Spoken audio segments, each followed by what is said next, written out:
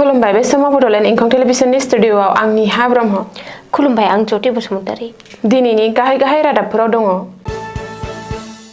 डिमाकुसि दख'रा एबसुनि 44थि थान्दै जख'न्थाया थुंगेबाय।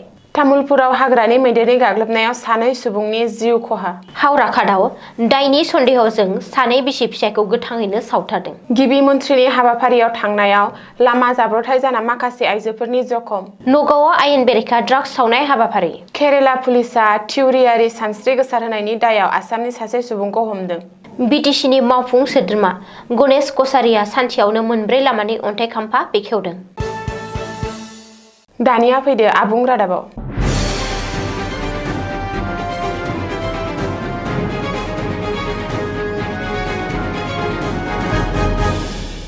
उदालगुरि जिल्ला डिमाकुसि दख'रा दुलाराय बर' फरायसा आफादनि खुंगा 44थि बोसोरसालिया थान्दै जख'न्थाया 29 आरो 30 दिसेम्बर 2025 साननैनि हाबाफारिजों डिमाकुसि बालिसिता गुदि फरायसालिनि गेलेग्रा फोथाराव खुंफुंजाबाय। गेवलां मेलाव बाहागो लानानै मिरु दुलाराय बर' फरायसा आफादनि गाहाय नेहाथारि कनिन्द्र बसुमतारिया सोलिफुबाय थानाय दाब दाब पिकनिक स्पट आरो मेलाफोराव बांद्राय जौ जुवा जायगा मोननाय, लोंनाय जानाय बायदि मैया थासारिफोरा जायगा मोननायनि जाउनाव इयुन सम्पद जोंनि लाइमोनफ्रा जिउ गोमानाय, जिनाहारि जानानै दिनै जिउ फोजोबनांनाय बायदि थासारिखौ सरकारनिसिम बन्द खालामनायनि दाबि दैखांदों मिरु दुलाराय बर' फरायसा आफादनि नेहाथारि कनिन्द्र बसुमतारिया। लोगोसेनो फरायसा फरायसुलिनि दिथागिरि बिमा बिफाफोरनो सोलोंथाइ लानाय आरो होनायनि सायाव आरो बिटिसि गोरोबथानि गेजेरजों मोननो हानाय बर' रावखौ लानानै बर' बिजोंखौ लानानै रायजो राजानि गेजेराव बेसेन गोसा बिबुंथि लाखिनो लोगोसे बिटिआर गोजोन गोरोबथानि गेजेरजों मोननो हानाय दफा मावफुंनो गोनांफोरखौ आसाम सरकार भारत सरकारखौ नारसिननानै खामानि मावगासिनो थानायखौ रायजो राजानि गेजेराव फोरमायनो बसुमतारी बिथाङा उदालगुरि जिल्ला डिमाकुसि दख'रा दुलाराय बर' फरायसा आफाद बोसोरफ्रोमबो खुंबोनाय बायदिनो देग्लायबो जथुमानि फुंबिलि समाव एबसुनि गोथार फिरफिला बिरहोनाय बिरहोगिरि डिमाकुसि दख'रा एबसुनि आफादगिरि लबराम बर' लोगोसे दख'रानि सिङाव थानाय गं 29 गामि दालाइ एबसु आफादगिरि बिथांमोना गोथार फिरफिलाखौ बिरहोयो।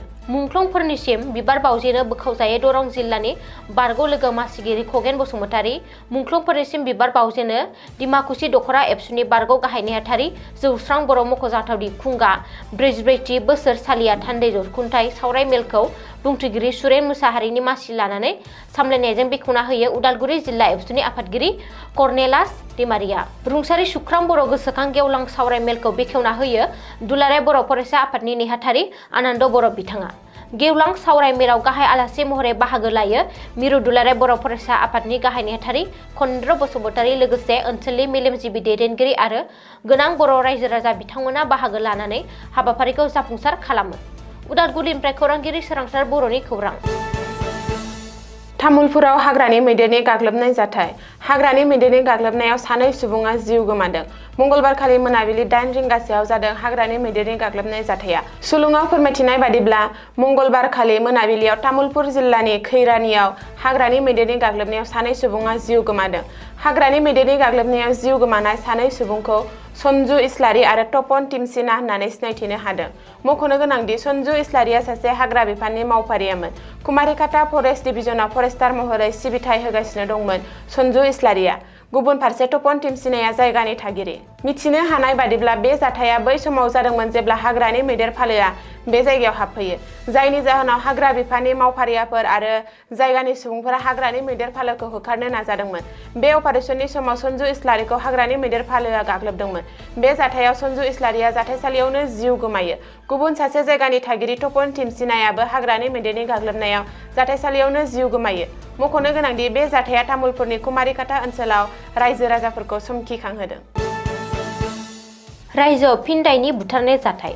कार्बि आंलं जिल्लानि हावराखादाव जादों दायनि सन्देह खालामनानै बुथारनाय जाथाया। सुलुङाव फोरमायथिनाय बायदिब्ला कार्बि आंलं जिल्लानि हावराखादाव खोमसि फोथायनाय आरो दायनि सन्देहआव जायगानि हानजासे सुबुंफ्रा सानै बिसि फिसायखौ गोथाङैनो सावथारदों।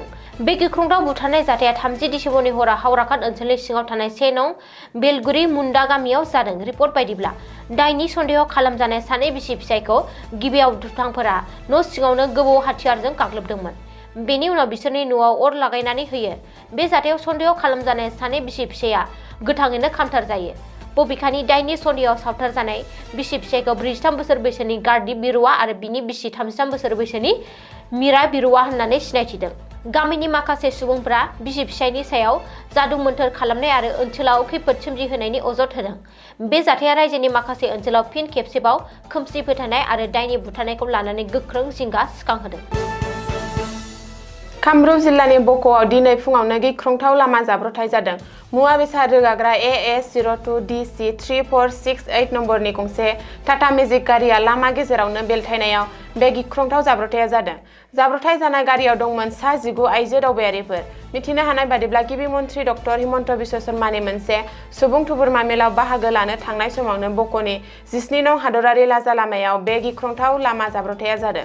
बे गिख्रंथाव लामा जाब्रबथायाव सा 19 आइजोफोरा जखम जायो। बेनिनो माखासे आइजोआ गोब्राबै जोखोम जादों होननानै मिथिनो हादों।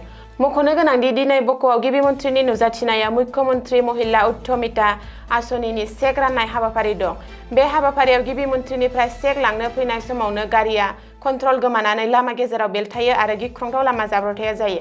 बबेखानि जखम जानाय आइजोफोरखौ फारियै लतिका दैमारि, रन्जिता बर', जयन्ती बर', संगिता बर', पकिला राभा, उर्मिला राभा, इन्दिरा राभा, बान्दरी राभा, नलिनी राभा, दीपान्जलि राभा, मनमती राभा, बिमला राभा, देबजानी राभा, रिना राभा होननानै सिनायथिदों।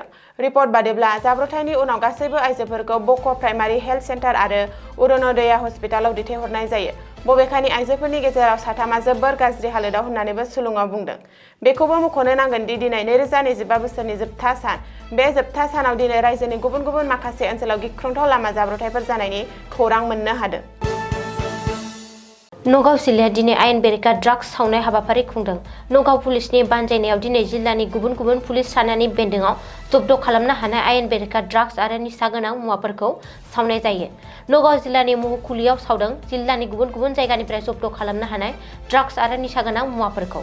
सुलुङाव फोरमायथिनाय बायदिब्ला दिनै नगाव पुलिसाव सावनाय आयेन बेरेखा ड्राग्सफोरनि गेजेराव दं 6 केजि 346 ग्राम हेर'इन, 248 केजि 895 ग्राम गान्जा, मोन 3623 कप सिराप, 64130 निसा गोनां टेब्लेट, 2500 बिदेशी सिगारेट आरो ताबाक। बबेखानि नगाव पुलिसआ सावनाय ड्राग्स आरो निसा गोनां मुवानि बेसेना खमैबो 17,50,70,950 रां जागोन होननानै आन्दाज खालामनाय जादों। केरेला पुलिसआ आसामनि सासे 25 बोसोर बैसोनि सुबुंखौ ससियेल मिडियानि गेजेरजों थिउरियारि सानस्रि फोलानो नाजानायनि दायाव खादों। दायनिगिरि रसिदुल इस्लामखौ गेजेर केरेलानि कायपामंगलम पुलिस थानानि ओनसोलनिफ्राय हमनाय जादों। पुलिसनि सुलुङाव फोरमायनाय बायदिब्ला दायनिगिरिया बेयाव बोसोरनैसोनिफ्रायनो दंमोन आरो हमजानाय समाव मोनसे प्राइभेट कम्पानियाव खामानि मावगासिनो दंमोन। नायबिजिरगिरिफोरा फोरमायनाय बायदिब्ला रसिदुल मुंनि दायनिगिरि सुबुङा अनलाइन कन्टेन्टखौ शेयार खालामदोंमोन जाय धोरोमारि मुगैनायनि बांहोदोंमोन आरो उदखारि सान्थौनि फारसे गोसो जानायखौ दिन्थिदोंमोन।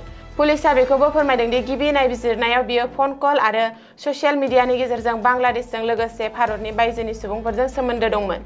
बुथुमनाय खौरांनि सायाव बिथा खालामनानै राशिदुलआ पाकिस्ताननिफ्राय AK-47 राइफल लानानै फैदोंमोन। दासिम बुथुमनाय खौरांनि सायाव बिथा खालामनानै पुलिसआ बुङो दि बिथांनि अजद होनाय सोमोन्दो आरो खामानिफोरनि बिबांखौ फोरमान खालामनो थाखाय आरोबाव नायबिजिरनाया सोलिगासिनो दं। दिनै 2025 मायथाइनि जोबथा सान बुधबारखालि बिटिसिनि मावफुं सोद्रोमा एबा 29 नं सुख्लाय सेरफां बियाबनि MCLA गणेश कछारीया गावनि बियाबाव गुड वेल बिथांखिनि गेजेरजों मोनब्रै लामानि खन्थाइ खाम्फा बेखेवदों। गिबियावनो 29 नं सुख्लाय सेरफां बियाबाव थानाय 2 नं रौमारि गामियाव 2025 निजनि रां बावाजों 1 कौटि रांनि सिस ब्लक लामानि अन्थाइ खाम्फा बेखेवनानै होयो। नैथियाव खनायजा सुबुरियाव 2025 निजनि गेजेरजों 1 कौटि रां सिस ब्लक लामानि अन्थाइ खाम्फा बेखेवनानै होयो। थामथियाव उबारि गामियाव 2025-26 नि गेजेरजों 1 कौटि रांनि सिसि ब्लकनि अन्थाइ खाम्फाखौ बेखेवनानै होयो। ब्रैथियाव इउटि रकनिफ्राय दाउब'खिला थांनाय लामानि अन्थाइ खाम्फा बेखेवनानै होयो। 2025-26 नि गेजेरजों 1 कौटि रांनि गेजेरजों सिसि ब्लक लुफुंनो थाखाय अन्थाइ खाम्फाखौ बेखेवनानै होयो। बे अन्थाइ खाम्फा बेखेवनायजों लोगोसे मावफुं सोद्रोमा गणेश कछारीया बुंदों दि आसाम बिधान सभानि बिसायख'थि आगोलावनो गरबेश्वर नोगोरनिफ्राय तामुलपुर जिल्लानि गाहाय थावनिसिम थांग्रा लामानि गेजेराव थानाय पुथिमारि दैसायाव 400 मिटारनि दालांखौ वाइल्ड बेंकनिफ्राय सेंसन जाबाय, बेखौबो थाबैनो बेखेवनाय जासिगोन होननानै फोरमायदों। बेनि अनगायैबो नावकाटानिफ्राय जिल्लानि गाहाय मावख'आव थांग्रा लामानि गेजेराव थानाय सुख्लाय दैसानि दालांआबो वाइल्ड बेंकनिफ्राय 200 मिटार गोलाव सेंसन जाबाय होननानै फोरमायदों आरो बेखौबो थाबैनो बेखेवनाय जासिगोन होननानै बुंथिदों। दिनैनि रादाबा एसेनोसै। गोजोन्थों।